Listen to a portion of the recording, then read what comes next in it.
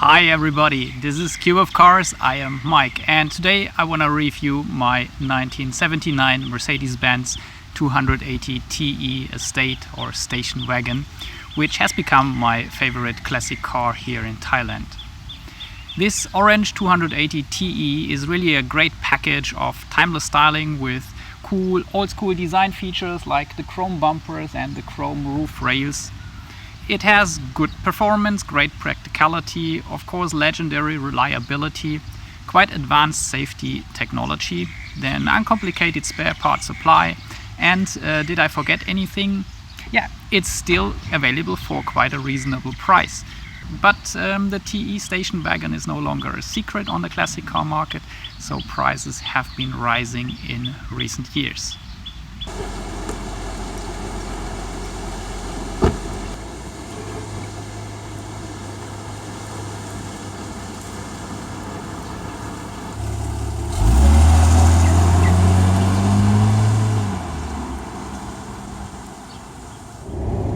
As usual in my reviews, I will tell you all facts, I will show you all special and strange details, and of course we will also take it on a test drive around Phuket's back roads, so I hope you enjoy my small tour.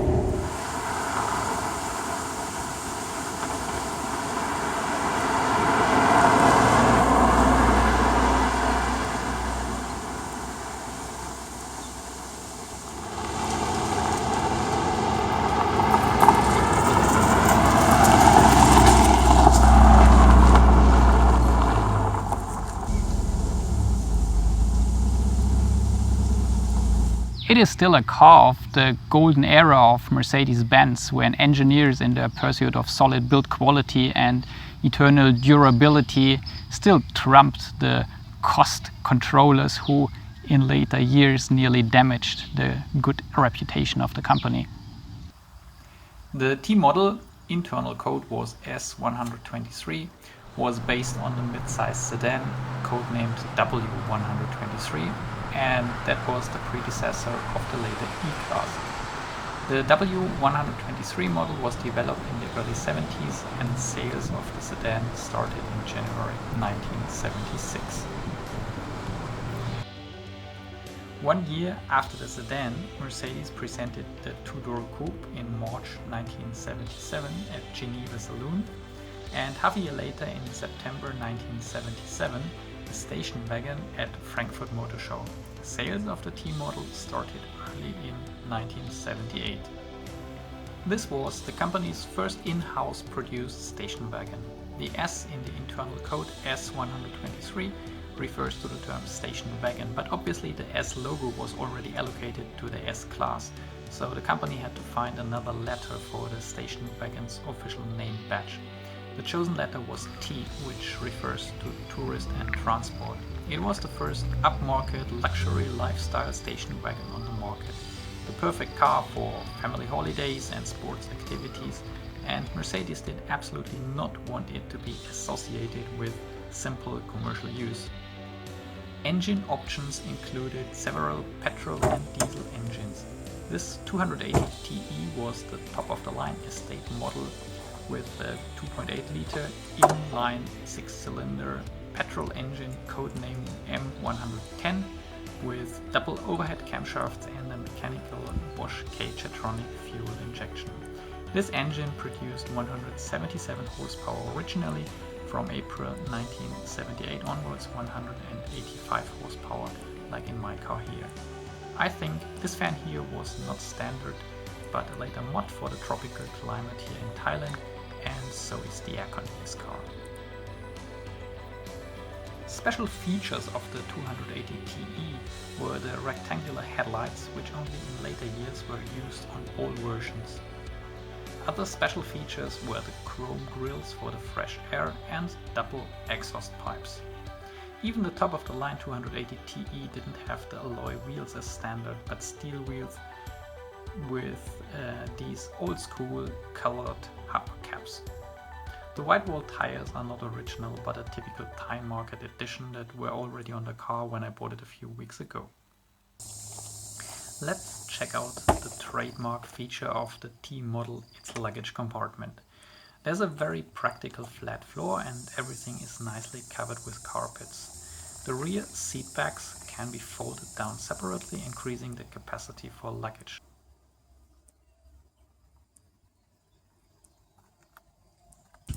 There is a lever here to move the seat upwards first, then there is this lever to fold the seat backs down.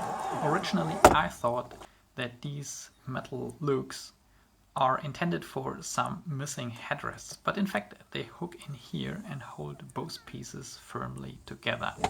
That's Mercedes engineers' attention to details.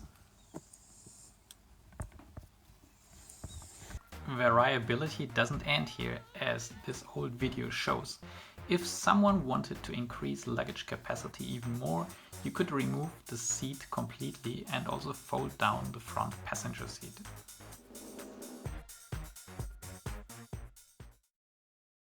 The interior is very functional, nothing looks flash. Every detail shows durability, not luxury. Maybe except for this stripe of real Zebrano wood. The interior looks almost austere compared to my Fiat 130 Coupe. The dashboard includes a big speedometer and rev counter and 4 small gauges for tank level, water temperature, oil pressure and a clock. There was one innovation in the dashboard, that's this warning light here, a brake pad wear indicator. Quite interestingly, there are markings with yellow dots in the speedometer for the maximum speed in each gear, even if this car has both an automatic transmission and a standard rev counter. The car has a very interesting handbrake. Mercedes used 2 completely different versions on the W123 models. LHD cars have a foot pedal operated parking brake, but right-hand drive cars got this interesting pull handle on the right side, which you have to pull out to engage the brake. To disengage the brake, you have to turn it a bit and then move it back. Unusual, but not inconvenient. This car has aircon, even if the controls in the center console indicate a car without climate control. There's a good reason for that. This car doesn't have the factory aircon option, but a later modification which, however, was done quite ingeniously. There are no visible modifications in the layout of the center console, so even classic car purists cannot complain much. They only used the existing controls and didn't add any ugly under-dash units. This lever here controls the temperature of the aircon, and push completely to the right hand side provides the coldest air. All air vents in the dash can emit cold air if required. Buyers could opt for either cloth seats, this leatherette material, or real leather seats. Although in Mercedes vocabulary they didn't use the term leatherette, but MB-Tex, which stands for Mercedes-Benz texturized punctured vinyl. The seats are firm in a typical German fashion, but quite comfortable on long journeys. The automatic transmission has a weird labeling. As it's a 4-speed manual, I would expect D321, but instead it's labeled DSL. S stands for Steigung, the German word for slope. L stands for Last, the German word for load, because according to the manual it can be used when towing a heavy trailer. If you put the lever in S, 4th gear is blocked and the automatic only uses 1st to 3rd gear. If you put it in L, 3rd and 4th gear are blocked and only 1st and 2nd is available. So interestingly, there is no way to keep it only in 1st gear. At the beginning, buyers could only choose between this 4-speed automatic and a 4-speed manual. A 5-speed manual was only available from 1982 onwards. Okay, I hope you are curious now to see the Benz on a test drive.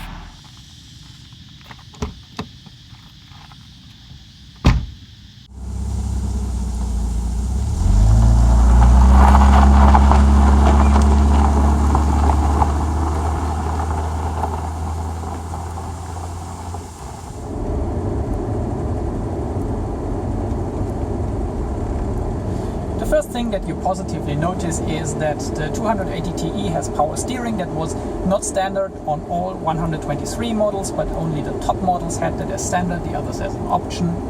And it's very easy to maneuver, also thanks to the perfect visibility of the car. I mean, modern cars usually just have these kind of loophole windows, and here it's a huge glass area, so you more feel like in a glass house on wheels driving this car. And the glass house feeling does definitely not refer to the temperature in here, because the aircon mod can deliver really an Arctic climate on request, so I rarely have it on the coldest setting in here.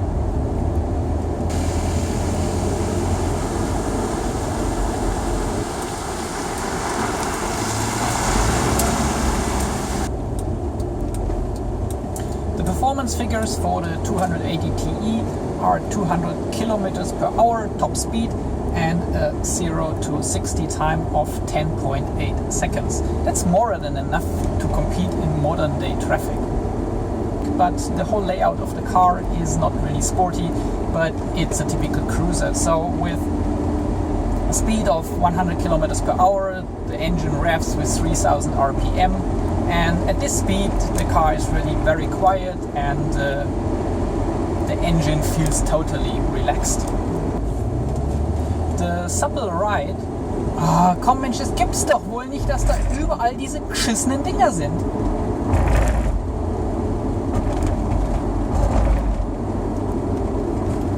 The supple ride also fits into this trait, so it's not too soft, it's not too hard, it's in fact just like it should be. And the suspension even handles these awful Thai speed bumps that you find everywhere quite well. The automatic hydraulic self-leveling control device, what an awful name, which is fitted to the rear axle, helps to level the car when fully loaded. The 280 Ti has a good handling, and it goes well enough around corners, but not as eager as, for example, my Fiat 130 Coupe. So I think it feels more at home on big main roads with some bends. There you can have fun, and not so much eating corners on small twisted mountain roads.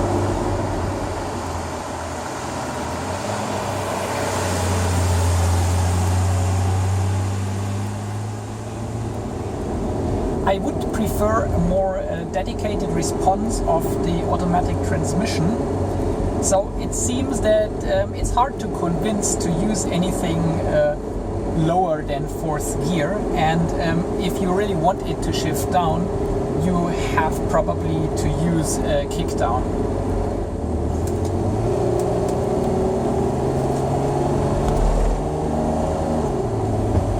And that's exactly what we used now. So I mean, it works, it shifts down, but you have to press hard.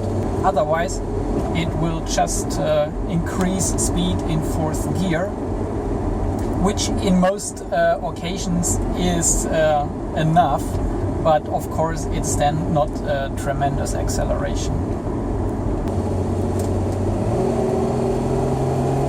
So this was a downshift with kickdown, and such a downshift with kickdown is of course more flinty than a modern automatic would handle that. And the Benz gearbox also anxiously shifts up again at about 4000 RPM after such an improper use of full throttle. If I want to have a more sporty response of the automatic, I just put the lever in S, and this doesn't just block the fourth gear, but it also completely changes the mode how the automatic operates. So during acceleration it stays longer in second, and this really improves performance a lot.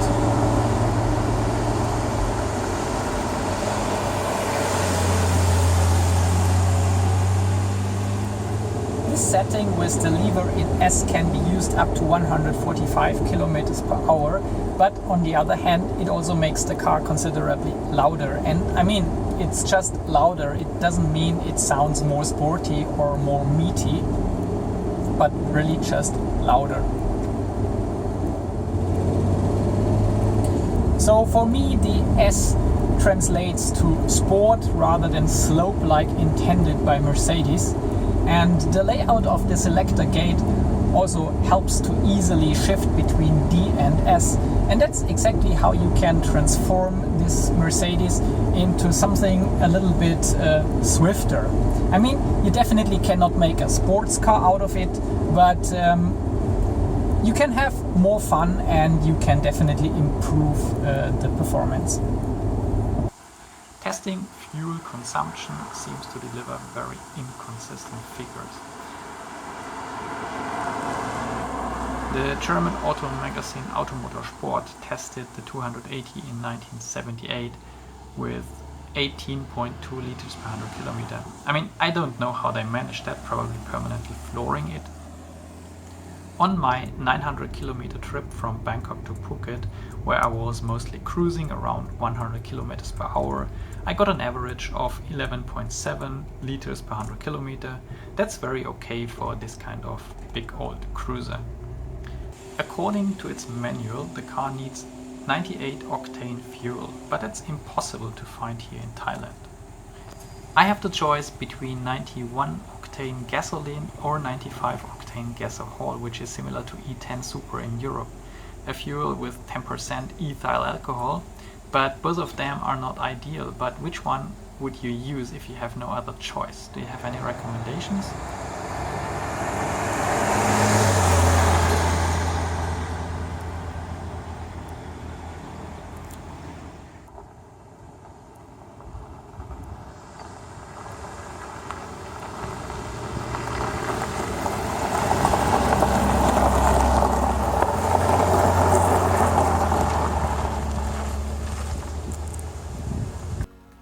It's not absolutely clear who designed the Mercedes W123 and thus also the S123 station wagon. By the time when this model was developed, Friedrich Geiger was head of Mercedes styling department and Bruno Sacco worked for him. In 1974, Friedrich Geiger retired and Bruno Sacco took over his position as head of styling. So it's likely that both of them had their influence on this car. The W123 was an instant success on the market. Demand was much higher than production capacity, leading to waiting lists of several years. As a result, there was a black market for cars with immediate delivery date, and people paid a premium of 5,000 Deutschmarks to get the car instantly. And even for second-hand cars that were 1 year old, you could still get the list price of a new car.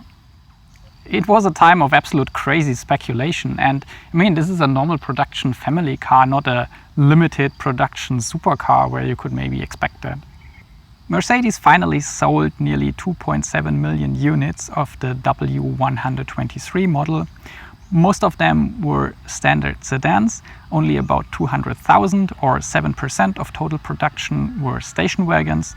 And out of these 200,000, only 20,000 or 0.2% of total production were 280 Ti, like this one here, so the top of the line model. So this 280 Ti is definitely a very rare classic car. At its time, the station wagon was 15% more expensive than an equivalent sedan. List price for a 280 Ti in Germany in 1978 was 34,000 Deutschmarks for the base model or 40,000 Deutschmarks with goodies like automatic and aircon. So it was not difficult to get into S-Class or Porsche 911 sales price territory. Today, classic data shows a list price of 18,000 euro for a good condition 280 Ti and 10,000 euro for a usable one. So interestingly, a good 280 Ti costs now quite exactly the same price like when it was new, considering that 1 euro is equivalent to 2 old good Deutschmarks.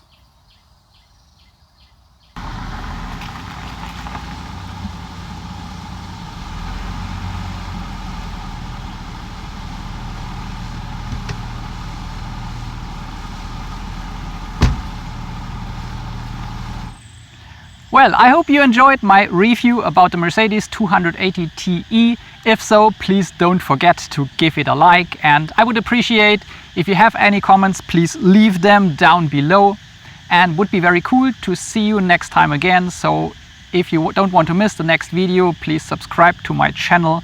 And now I will definitely have to go back home and take a shower. I am sweating like hell, and maybe you were surprised, but you could hear all the time in the background, I mean, this kind of strange noises, but we are a little bit here like in the jungle. So there are whatever kind of insects, some monkeys, and all these kind of strange noises. So don't be surprised, we are in a tropical island. It's Phuket, it's Thailand. That's normal. See you again.